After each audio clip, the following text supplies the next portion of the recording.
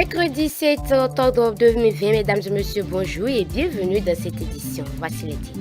Le premier rapport annuel sur l'état des droits de l'homme au Bénin remis au chef de l'État, la cérémonie officielle a eu lieu ce mardi 6 octobre 2020.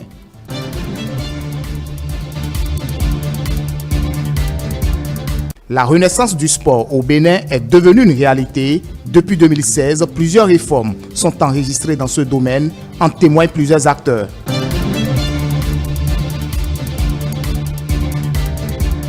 La capitale française placée en alerte maximale pour cause. La pandémie liée au coronavirus bat toujours son plein. Voilà pour le sommaire.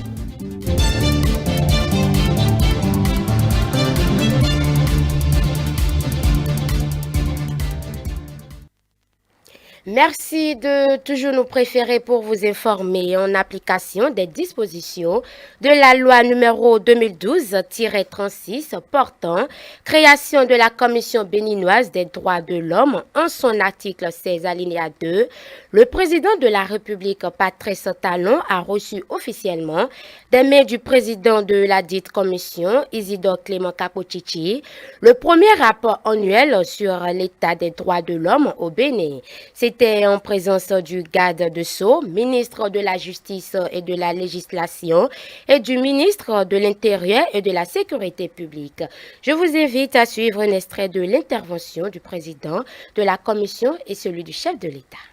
Des progrès significatifs réalisés par votre gouvernement pour la jouissance des droits ont été mis en exergue pour vous encourager à poursuivre les efforts en vue du respect, de la protection et de la réalisation, c'est-à-dire la mise en œuvre de ces droits. Et je me permets de les citer. Il s'agit des droits civils et politiques, des droits économiques, sociaux et culturels, des droits catégoriels, et vous avez beaucoup fait pour les femmes, les enfants, les personnes souffrant d'handicap, les personnes âgées et aussi les détenus. Bien entendu aussi, vous avez fait beaucoup d'efforts, Monsieur le Président de la République, avec votre gouvernement, en ce qui concerne le droit au développement et le droit à la paix. Des recommandations ont été faites et pourraient faire l'objet de discussions. Nous le souhaitons vivement. Excellence, Monsieur le Président de la République, la grandeur de notre pays exige un travail acharné de toutes ses filles et ses fils. Vous n'avez cessé de le prouver dans toutes vos actions depuis 2016. Merci.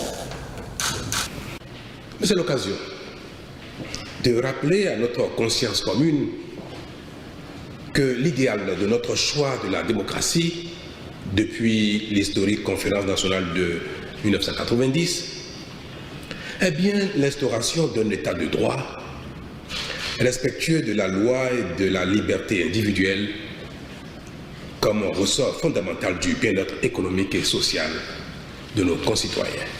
Paradoxalement, l'élan démocratique et l'adhésion populaire se trouvent faussés par notre pratique quotidienne qui se traduit par une forme de galvaudage des principes, lequel aboutit malheureusement à une perversion du système. Il est clair qu'à vouloir persévérer dans cette voie, l'idéal démocratique ne sera jamais atteint. Le rôle de l'État dans un tel contexte n'est donc pas seulement d'amplifier les actions de développement, mais également d'assurer dans l'égalité le respect de la loi et de l'autorité de l'État. C'est dire, Monsieur le Président, que l'État ne saurait se complaire dans le laxisme, mais bien au contraire, réprimer à bon escient ceux qui mettent à mal l'État de droit et les principes démocratiques, qu'ils soient civils ou en uniforme. C'est ce à quoi je reste déterminé. Il n'y a donc aucune volonté du gouvernement de violer, de contrarier, d'entraver les droits de l'homme, ni de protéger ceux qui les violent. Le gouvernement se penchera donc sur les recommandations pertinentes du rapport ici présent et mettra en œuvre les actions idoines afin de ne pas rendre vains les efforts de la Commission béninoise des droits de l'homme. Évaluation du plan de travail annuel du troisième trimestre du ministère de l'Industrie et du Commerce ce mardi 6 octobre 2020. Le directeur de cabinet du dit ministère a fait le point des travaux exécutés jusque-là. Reportage Stanislas Atadéon, René Kofi et Esther Saoussi. Réunis ce mardi 6 octobre 2020 dans la salle VIP du ministère de l'Industrie et du Commerce, ces cadres ont fait le point de l'exécution du plan de travail annuel du dit ministère au titre de l'année 2020. Un bilan à mi-parcours en vue de promouvoir l'industrie et le commerce. La présente revue vient donc à point nommé dans la mesure où elle permet d'apprécier les résultats obtenus, de faire une analyse comparative de ces derniers avec les prévisions et de combler les retards éventuels enregistrés. Le plan de travail annuel gestion 2020 du ministère est exécuté sur le plan financier à 61,65%, 42,69% base ordonnancement. Au plan physique, le taux d'exécution s'établit à 53,35% contre 76,98% attendu, soit une performance de 69,30%. Après étude du niveau atteint dans l'exécution du PTA, des perspectives et suggestions seront élaborées par les participants à cette revue pour l'amélioration des performances au niveau du ministère de l'Industrie et du Commerce. Dans le cadre de cet atelier, il s'agira de procéder à la validation du niveau atteint par les indicateurs, analyser les difficultés qui ont jalonné l'exécution du PTA, prendre les dispositions nécessaires en vue de la réalisation des performances meilleures en fin d'exercice budgétaire 2020. Le directeur de la programmation et de la prospective du ministère de l'Industrie a profité de l'occasion pour remercier ses pairs. Il a par ailleurs exhorté les responsables présents à un travail judicieux. J'apprécie donc à sa juste valeur l'attachement que chacun de vous porte personnellement au développement de notre secteur et les mesures que vous prenez quotidiennement pour y contribuer. Mais je voudrais vous exhorter à associer davantage la raison, marque de réalisme, à nos rêves respectifs du développement du secteur. Cela contribuera sans nul doute à faciliter les échanges et à nous conduire au terme des travaux à des résultats plus probants. La distribution des attestations du baccalauréat session de juillet 2020 a débuté ce lundi 5 octobre 2020 dans tous les départements. Les nouveaux bacheliers se rendent déjà dans leur centre de composition respective pour entrer en possession de leur parchemin. Reportage Anif Sabouhan, Romaric Doussa et Edouard Cap. Comme annoncé par le directeur de l'office du bac, les nouveaux bacheliers entrent effectivement en possession de leurs attestations depuis ce lundi 5 octobre 2020. La délivrance de ces parchemins est faite en deux catégories. L'une se charge des séries B, E, F et G à Bégamin et l'autre des séries A, C et D ici à Sainte-Rita. Je suis venue ici pour retirer mon attestation de baccalauréat. On nous a bien servi. Premièrement, on est passé par des comptables. On a montré notre reçu et qu'on a pris à la banque pour payer. Tel que le directeur de l'office du baccalauréat l'a lancé, on a commencé la distribution des attestations. L'étudiant est déjà passé à la banque, donc il a sa quittance originale. Il vient avec la quittance originale et la photocopie du relevé de notes. C'est la photocopie du relevé de notes qu'il présente au comptable qui est sur le terrain et il lui valide la photocopie. Avec la photocopie, il joint sa pièce d'identité et va vers ceux qui doivent lui donner l'attestation et il prend son attestation. Que ce soit à l'un ou l'autre des endroits de délivrance des attestations, le respect strict des gestes barrières à la Covid-19 est de mise. Nous avons déjà, comme vous le voyez, les dispositifs de lavage des mains. Tous les étudiants portent leur cache-nez. Lorsqu'ils viennent, il y a une distanciation d'1 mètre. Vous aurez constaté qu'ils ne sont pas beaucoup parce qu'on a programmé à cause de Covid-19, on a programmé et puis ils viennent par jury. On est en train de les satisfaire. Prévu pour durer 1 semaine, l'Office du bac se fait ainsi plus proche des nouveaux bacheliers et évite les longs voyages onéreux et risqués. Le monde footballistique béninois a connu une révolution depuis l'arrivée du régime de la rupture. Des réformes opérées pour faire renaître le sport en général et le foot en particulier de ses cendres. Plus de précisions dans ce magazine réalisé par Mathieu Bocor et Mathias Ongbachi. Des actions prometteuses depuis 2016 dans le domaine sportif dont l'ambition a été très vite concrétisée grâce aux réformes enclenchées par le gouvernement de la rupture. Avec le régime de la rupture, on a observé un effort louable en ce qui concerne l'amélioration des subventions aux fédérations sportives. Un effort louable en ce qui concerne le moment de distribution de ces subventions, même si la satisfaction n'est pas encore totale. Et nous avons constaté avec l'avènement de Romeki à la tête du ministère en charge des sports, qu'un gros effort a été fait après l'année 2016 qui a été une année difficile, compliquée. En 2017, les subventions sont arrivées au mois d'avril.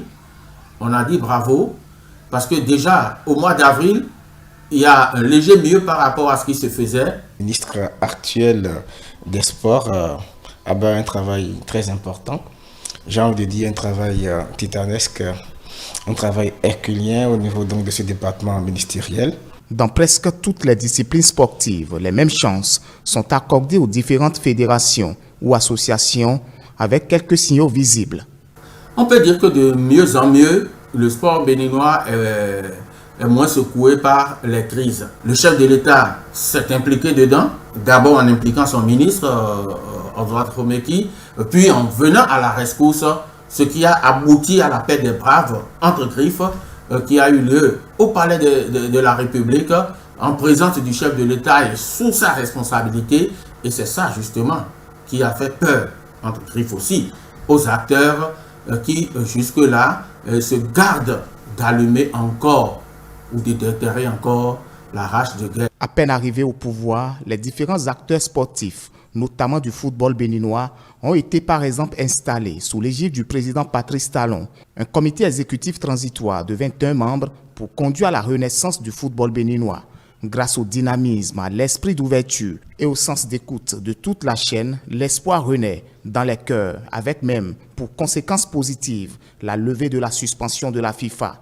Aussi peut-on noter l'exploit des écureuils à la Coupe d'Afrique des Nations en 2019, sans oublier les résultats probants enregistrés dans d'autres disciplines. Il y a eu beaucoup moins de bruit au niveau du football. On a vu les résultats à la dernière Coupe d'Afrique des Nations. S'il y avait encore la crise, ce qui s'était passé en 2010 aurait pu nous arriver. Le Bénin a pu se comporter, en tout cas on est allé en quart de finale. On se rappelle de ce 5 juillet 2019, c'était une fête nationale, j'ai envie de dire, lorsque on s'était qualifié pour les quarts de finale devant le Maroc. Je crois que quelque part, les résultats viennent quelque part de ce qu'il y a la paix dans la maison. Au quotidien, des stratégies se peaufinent pour atteindre les objectifs fixés par le gouvernement à travers son programme d'action qui prend en compte le domaine du sport. Je crois quand même que le ministre, tout récemment, a fait quelques sorties et il est allé expliquer le bien fondé de sa pensée aux entrepreneurs et puis aux patrons de clubs. L'essentiel est que ces derniers comprennent un peu les bien fondés de tout ça pour que désormais au Bénin, les joueurs puissent mieux vivre, s'épanouir du football et qu'au terme, nous puissions avoir des stars bien révélés et d'ici 2023-2026 pour qu'on parle davantage du Bénin dans ce qui est donc de cette discipline sportive-là. En effet, le 31 août 2020, de grands projets sportifs ont été présentés encore aux acteurs impliqués par le ministre des Sports, Osvaldo Meki. L'objectif visé est qu'il sera institué au Bénin que l'ensemble des clubs qui participent au championnat professionnel soient des clubs professionnels et appartiennent à des personnes morales ou commerciales. Cette réforme est faite dans le but de sécuriser d'abord la rémunération des joueurs et des encadreurs, d'augmenter le niveau d'intensité de nos différents championnats et enfin d'établir, d'instaurer dans notre pays le business du sport. Parce qu'aujourd'hui, les entreprises que nous avons rencontrées sont invitées à créer des sociétés sportives qui ensuite vont, à travers des conventions, opérer la partie professionnelle des associations qui, elles, continuent d'appartenir à leurs différents membres fondateurs. C'est donc dire que le Bénin entend restructurer son championnat, une réforme importante qui permet de prendre un pas important sur l'avenir, surtout de faire du Bénin une nation sportive qui respecte les règles en la matière. Le sport va connaître un pas important, le sport va connaître plus de rayonnement. Vous savez que l'État béninois, sous la conduite du président Talon, a commencé à faire beaucoup de choses pour améliorer les conditions et qu'aujourd'hui, le gouvernement est résolument engagé pour continuer à faire les choses de sorte à faire du Bénin un modèle en matière sportive. Ça permettra aux jeunes vraiment d'aller vers cette discipline et de travailler à pouvoir révéler, j'ai envie de dire, le football ou le sport au Bénin. L'ambition du gouvernement est allée au-delà. Il a décidé aussi de procéder aux travaux de construction et de réhabilitation des stades omnisports à travers tout le territoire national. Une vue d'en haut montrant les efforts consentis. Je suis vraiment content de la réalisation des 22 stades par notre président, M. Patrice Talon. Et ces 22 stades vont permettre de développer, permettre à la jeunesse de rentrer dans ce qu'on appelle le football. Je crois que c'est une bonne chose et c'est une bonne initiative qu'il faut saluer d'ailleurs, puisqu'on ne saurait le dire qu'aujourd'hui le football est un facteur de développement, le sport en général est un facteur de développement. Donc j'encourage notre nation à pouvoir vite valider ce programme pour qu'on puisse avoir ces stades pour le bien-être de la population béninoise. 22 stades en moins de 5 ans, un exploit de l'équipe gouvernementale à travers le ministère des Sports. Le Bénin se révèle progressivement dans le domaine sportif, une réalité prouvée sans tapage médiatique. On a vu les présidents passer par ici, mais ils disent les choses seulement, mais ils ne le font pas. Mais notre président, M. Patrice Talon, il a essayé, il a dit et il est en train de le faire. Et moi, je l'apprécie. Des stades modernes, respectant les normes internationales, l'aménagement d'air en gazon synthétique, en dit long, avec tout le dispositif d'éclairage mis à contribution. Mes attentes sont en train d'être comblées par le gouvernement qui est en place. Et je crois qu'il reste encore beaucoup de choses à faire. Je crois que nous sommes sur la bonne marche pour le développement harmonieux de notre chef nation, le Bénin. Je pense que c'est une bonne chose que le président Patrice Talon a initié et qui continue, que Dieu le bénisse. Des stades qui apportent à coup sûr un souffle nouveau au sport béninois. Hors de nos frontières à présent, les chiffres liés au Covid-19 vont crescendo en France. La capitale française risque de fermer boutiques, bars et plusieurs autres endroits importants contribuant à l'économie. Paris et plusieurs autres localités sont mis sous contrôle maximal. Reportage de nos confrères de CCTV+. Freiner le virus, c'est ce que les autorités de Paris espèrent avec ces nouvelles mesures. La capitale française est maintenant dans la zone d'alerte maximale et la pression sur les hôpitaux commence à augmenter. Il s'agit d'un resserrement ciblé des restrictions. Les restaurants seront autorisés à rester ouverts, mais les bars devront fermer pour la prochaine quinzaine. Les 3 critères de classement en zone d'alerte maximale sont le taux général de prévalence du virus, sa propagation chez les personnes âgées et le nombre de lits d'hôpitaux de soins intensifs occupés par les patients atteints de coronavirus. Marseille a été mis en alerte coronavirus maximum la semaine dernière et ses restaurants et bars ont été forcés de fermer, provoquant la colère parmi les propriétaires d'entreprises. Les bistrots sont maintenant à nouveau ouverts, mais les bars restent fermés. Pour de nombreuses entreprises, ces mouvements rappellent de mauvais souvenirs liés au confinement du printemps. Aujourd'hui, avec une deuxième vague de nouvelles infections, vient une deuxième vague de restrictions. Alors que l'épidémie de la COVID-19 continue de ravager l'économie mondiale, l'édition 2020 de l'exposition internationale d'importation de Chine arrive à un moment critique pour de nombreuses entreprises. L'exposition va montrer les derniers équipements et technologies et va stimuler les expositions. Reportage. L'exposition internationale d'importation de la Chine est l'un des événements les plus populaires de l'année pour les entreprises. Plus de 500 000 visiteurs professionnels avaient répondu présents à la deuxième exposition pour sécuriser des accords et construire des partenariats. Outre les entreprises, près de 130 pays y avaient également envoyé des délégations officielles. Les entreprises chinoises avaient bénéficié de la possibilité d'importer davantage de produits de haute qualité. Pour la plupart des exposants et des participants, c'était 5 jours de marche, de discussion, d'échange de cartes de visite et d'obtention d'accords. Le montant total des transactions potentielles avait atteint plus de 70 milliards de dollars, soit 23% de plus que lors de la première exposition.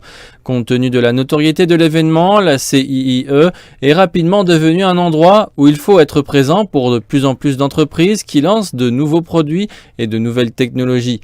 L'an dernier, près de 400 nouveaux produits ont été lancés lors de l'événement et avec les activités durement touchées par le Covid-19, de nombreuses entreprises attendent avec impatience l'édition 2020. C'est la deuxième fois que Shiseido rejoint la CIE. L'année dernière, nous avons appris beaucoup de choses grâce à cette plateforme.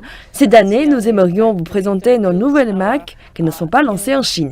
Avec le Covid-19, l'impact négatif est là, mais la reprise du marché chinois est très rapide. L'exposition montre les derniers équipements et technologies à l'ensemble de l'industrie et stimule les importations et leur utilisation pour les patients chinois. Cet équipement et ses fournitures sont adaptés aux Chinois et à leurs conditions. Nous avons déjà mis en place une usine dans la province du Jiangsu et nous prévoyons de construire des centres de dialyse et des hôpitaux en Chine à long terme. Jusqu'à présent, les dernières données que nous avons montrent que nous avons 160 entreprises inscrites, ce qui est très bien. Nous avons de grands acteurs, nous avons des entreprises de taille moyenne et des plus petites. Les préparatifs sont en bonne voie pour le mois prochain. Avec le Covid-19 qui frappe les entreprises mondiales et met fin aux rencontres en face à face, les experts disent que la CIIE de cette année pourrait fournir un coup de pouce bien nécessaire et aider les entreprises pour que leurs activités reviennent à la normale. C'est tout pour l'actualité de cet après-midi, mais ne décrochez surtout pas et les programmes se poursuivent par ici. Et à partir de 13h30, vous aurez la rediffusion de la chronique du soir avec le consultant politique Agapite Napoléon Maforic. À 14h, vous aurez rencontre artistique et culturelle. À 14h30, votre émission de divertissement Rétro-Disque. À 15h30, Mag Office. Et puis, vous retrouverez à partir de 19h, Romia Daoumouи dans le Grand Soir. Vous pouvez toujours nous suivre sur nos différentes plateformes digitales www.etelebene.com ou retrouvez-nous sur YouTube et Facebook Etelebene tout simplement. Merci de nous avoir suivis et bon appétit à vous qui êtes à table.